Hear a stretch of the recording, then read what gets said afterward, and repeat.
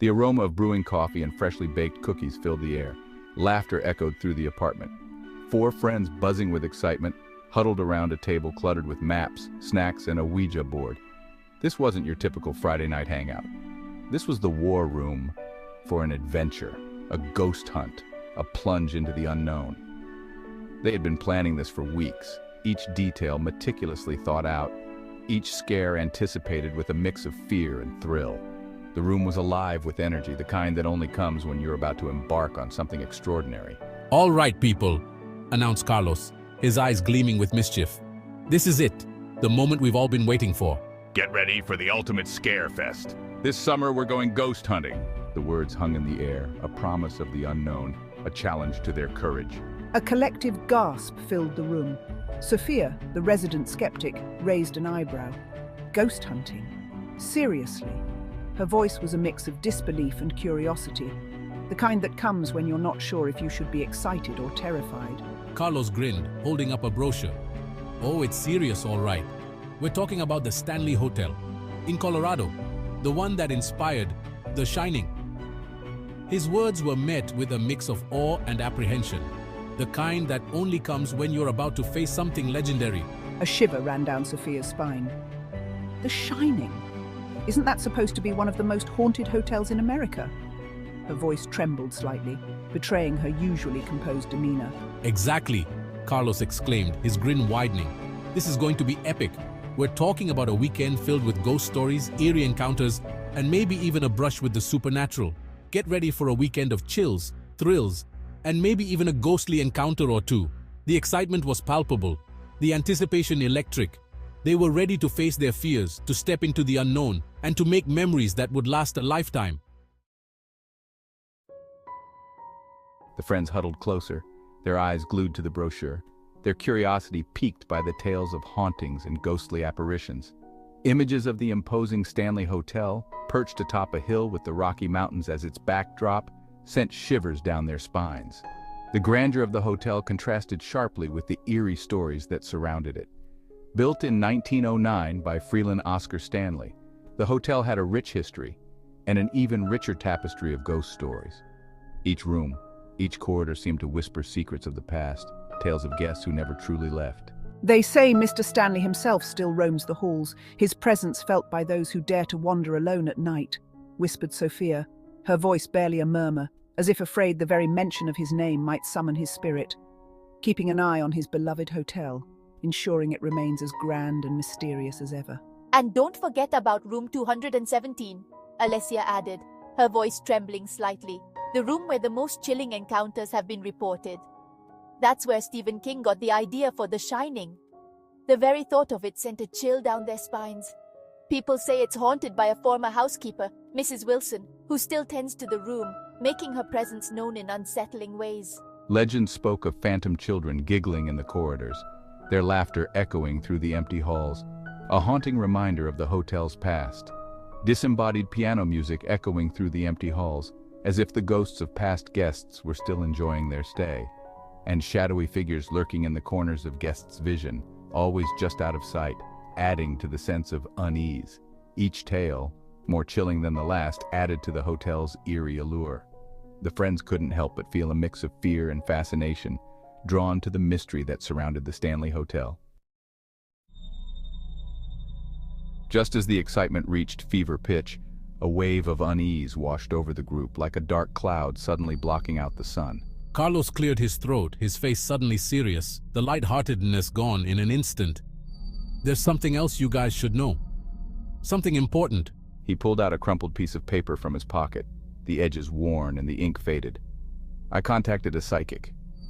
Just to get a feel for the place, to see if there was anything we should be aware of."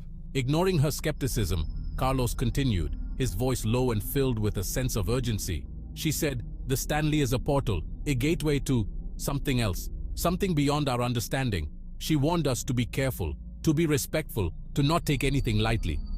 Sophia scoffed, her disbelief evident. "A psychic? Come on, Carlos, you can't be serious." The room fell silent, the weight of Carlos's words sinking in. The weight of the psychic's warning hung heavy in the air, like an invisible shroud, casting a shadow over their excitement, turning their anticipation into something darker. Even Sophia couldn't completely dismiss the feeling of unease that now prickled at the back of her neck, a chill running down her spine.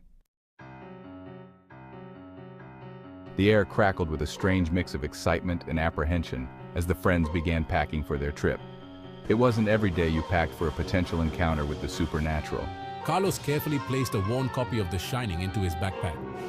"You know, for inspiration," he said, trying to sound casual. "S2, flashlights? Check. Extra batteries? Check." Carlos rattled off, ticking items off his list. "EMF reader? Check. EVP recorder? Double check." Sophia, her face pale, packed a small bottle of holy water next to her pajamas. "Just in case," she mumbled, avoiding everyone's eyes. Even Sophia, ever the skeptic, found herself packing an extra sweater, her grandmother's silver locket tucked safely in her pocket. It couldn't hurt, she reasoned, a shiver running down her spine. The anticipation in the car was palpable, a mixture of nervous laughter and hushed whispers. Narrator: the engine hummed, carrying the four friends further away from the familiar and deeper into the heart of the Colorado Rockies. As the miles ticked by, the landscape transformed from rolling hills and bustling cities to towering pines and rugged mountain peaks. They shared ghost stories, debated the existence of the paranormal, and sang along to classic rock anthems blasting from the radio. With each passing mile marker, the Stanley Hotel felt less like a destination and more like a presence, its shadow stretching out to meet them. As their car rounded the final bend, the Stanley Hotel materialized before them in all its imposing glory. Bathed in the golden light of the late afternoon sun, it stood atop the hill like a sentinel, its facade a patchwork of shadows and light. A collective gasp escaped the friends. The hotel was even more imposing in person than in the brochures. Its sprawling Victorian architecture, the countless windows that seemed to watch their every move, the silence that hung heavy in the air, all combined to create an atmosphere that was both alluring and deeply unsettling. "Wow," breathed Emily, her voice barely a whisper. "It's something else."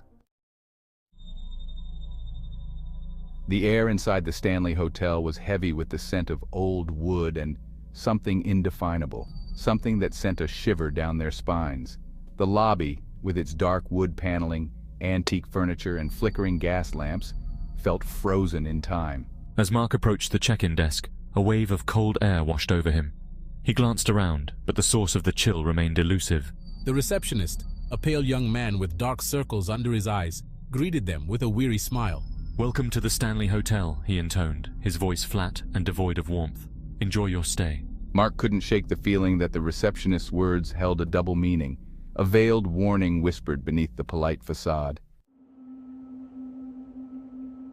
With keys in hand and a mixture of excitement and trepidation churning in their stomachs, the friends set off to explore their temporary home. Each hallway we walked down, each room we peeked into, seemed to whisper tales of its past residents, both living and otherwise.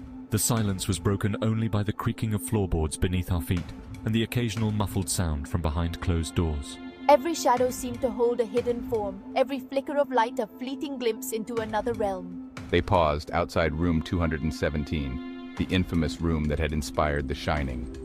A palpable energy seemed to emanate from behind the closed door, a mixture of curiosity and primal fear that sent shivers down their spines. The grand dining room, with its high ceilings, sparkling chandeliers, and white linen-draped tables, should have been the epitome of elegance.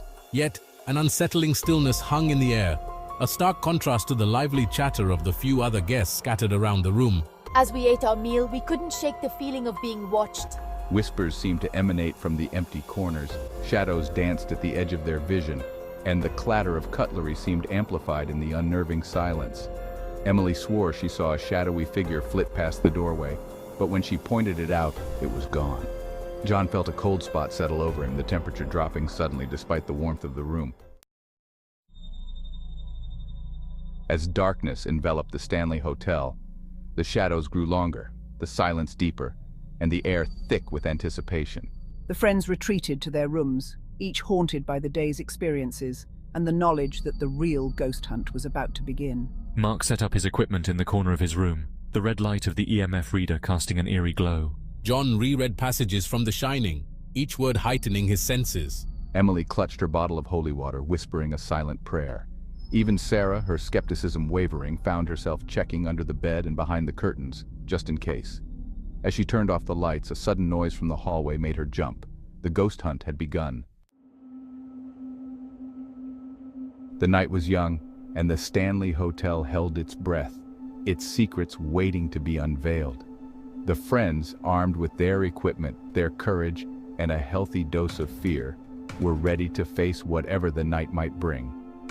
The adventure had only just begun.